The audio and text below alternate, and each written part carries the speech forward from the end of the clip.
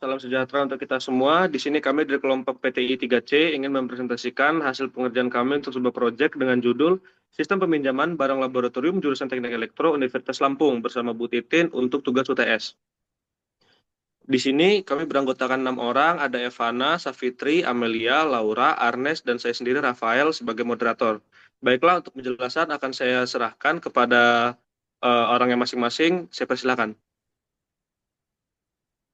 Oke, jadi yang melatar belakangi kami untuk mengembangkan sistem ini adalah karena laboratorium ini kan merupakan fasilitas penting nih yang mendukung kegiatan belajar, praktik, dan penelitian mahasiswa.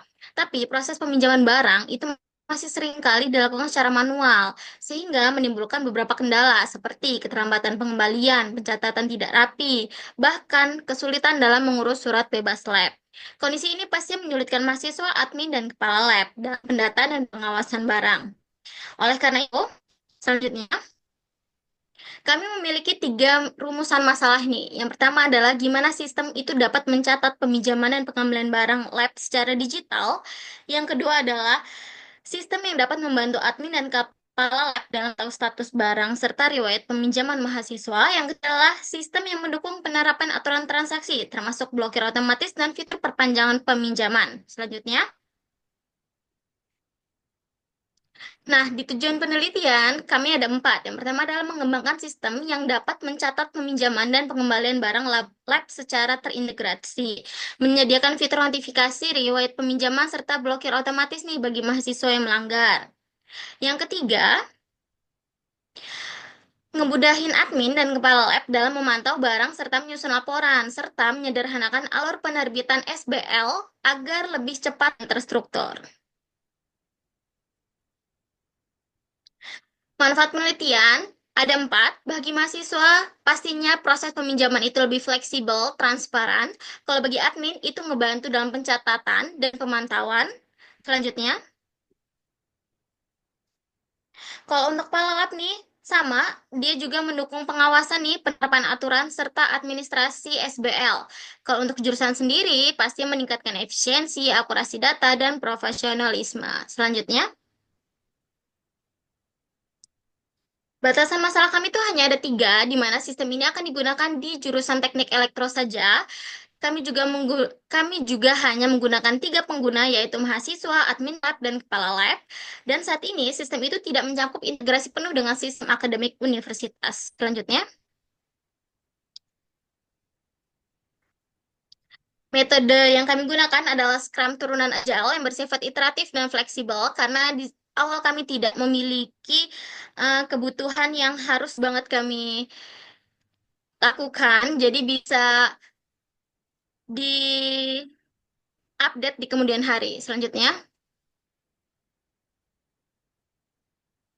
kebutuhan fungsional. Yang pertama adalah pencatatan digital, berukir otomatis, fitur perpanjangan, validasi barang rusak, surat bebas lab, dan laporan dan audit. Selanjutnya, kebutuhan non-fungsionalnya yaitu adalah kemudahan pengguna. Kami juga bisa diakses online. Keamanan datanya juga itu penting nih. Kinerja dan stabilitasnya juga. Fleksibilitas dengan menyediakan perubahan kebijakan lab di masa akan datang. Audit dan log aktivitas. Selanjutnya, bisa dilanjutkan use case diagram.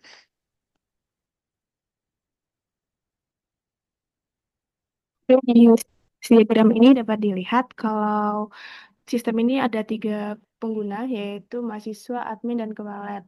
Di mana untuk yang digunain, use case-nya itu ada login, ini untuk seluruh pengguna, kemudian mahasiswa itu mengajukan peminjaman, mengembalikan barang, mengajukan surat bebas lab, dan mengajukan perpanjangan peminjaman. Sedangkan untuk admin dan kepala lab ini bedanya hanya di kepala lab ini untuk memverifikasi perpanjangan dari peminjaman. Sedangkan yang lainnya sama untuk memverifikasi peminjaman dan pengembaliannya. Oke, next.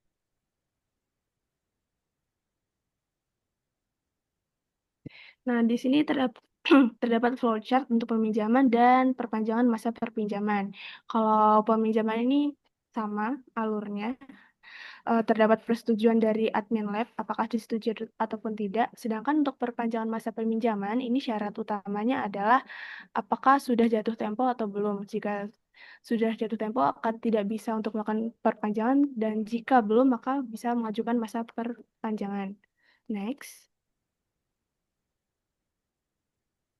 Di sini terdapat flowchart untuk pengembalian dan pengajuan surat bebas lab. Nah, kalau untuk pengembalian ini syarat utamanya itu mahasiswanya itu harus mengajukan dari barang yang akan dikembalikan, kemudian dicek oleh adminnya apakah disetujui ataupun tidak. Kalau untuk surat pengajuan bebas lab ini, mahasiswanya itu harus dicek apakah terdapat barang yang belum dikembalikan ataupun tidak, dan apakah mahasiswanya aktif ataupun tidak. Dan jika semua persyaratan terpenuhi, maka mahasiswa bisa mengunduh surat bebas labnya. Oke. Oke, terima kasih. Selanjutnya saya akan menjelaskan ERD atau Entity Relationship Diagram. Jadi dalam sistem kami menggunakan beberapa entitas yang saling terhubung. Yang pertama itu ada surat bebas lab yang terhubung dengan user, lalu user terhubung dengan pengembalian surat bebas lab, lalu peminjaman. Kemudian ada tabel pengembalian yang terhubung dengan user dan peminjaman, ada tabel perpanjangan yang terhubung dengan user, lalu peminjaman dan detail peminjaman, ada tabel peminjaman, ada tabel detail peminjaman, dan tabel barang yang saling terhubung. Selanjutnya, di sini activity diagram yang pertama itu ada mahasiswa. Di sini mahasiswa bisa menjadi admin juga jika dia memang ditunjuk.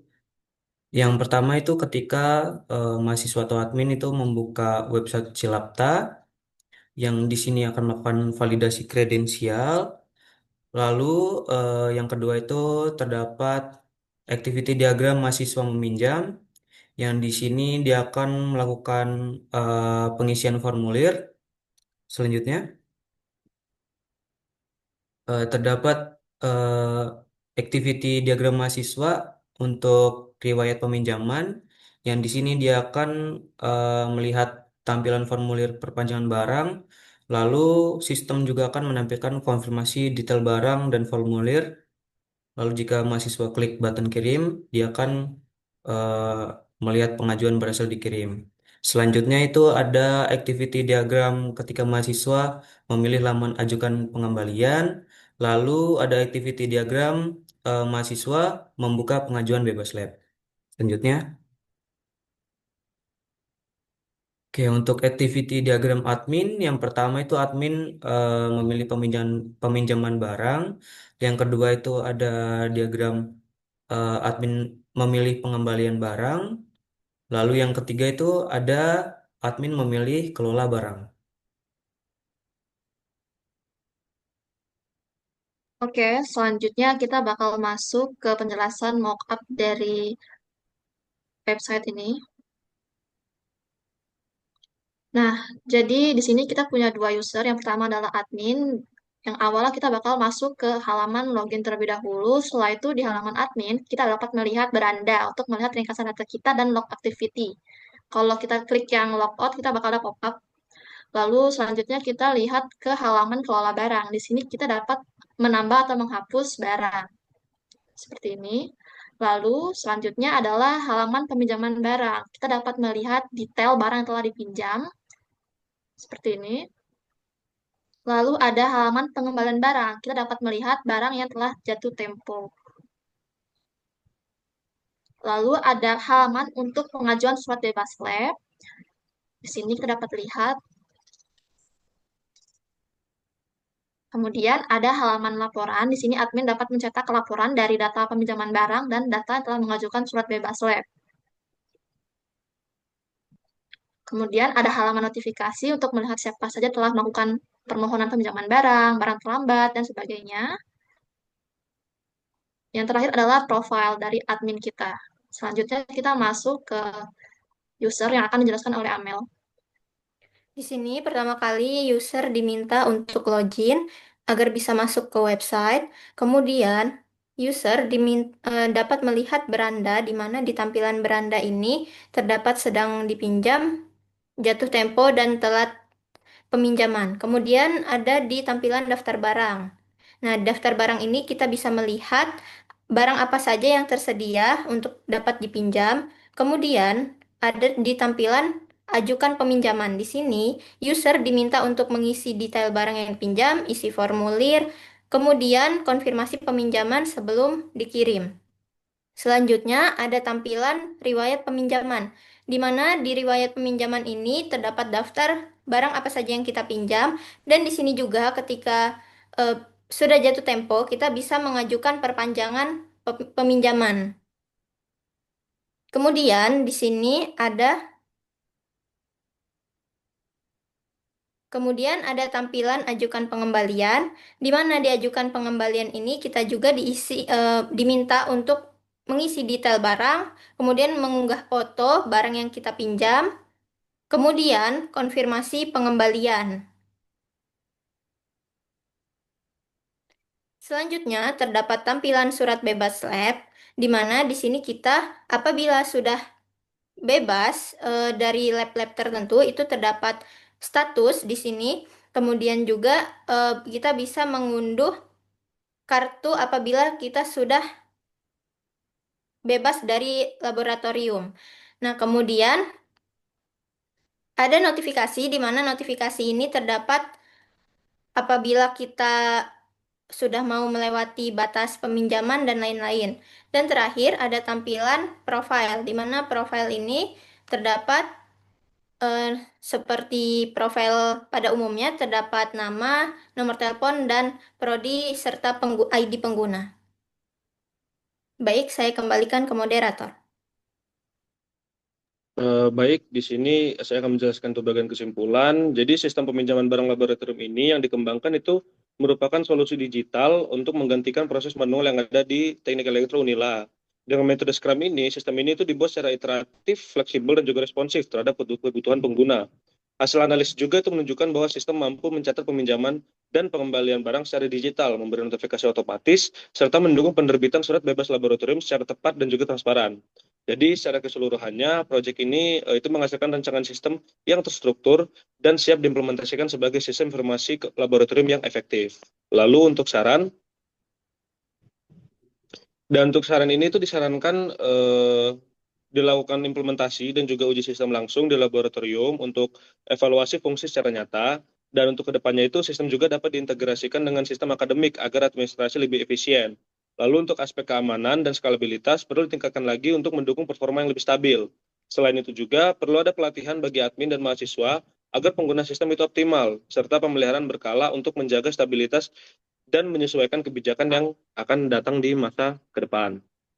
Mungkin demikian yang dapat kami sampaikan dari kelompok PTI 3C. Jikalau ada salah kata kami mohon maaf. Bagi yang sudah menonton kami ucapkan terima kasih dan semoga presentasi ini bermanfaat. Saya akhiri, salam sejahtera untuk kita semua.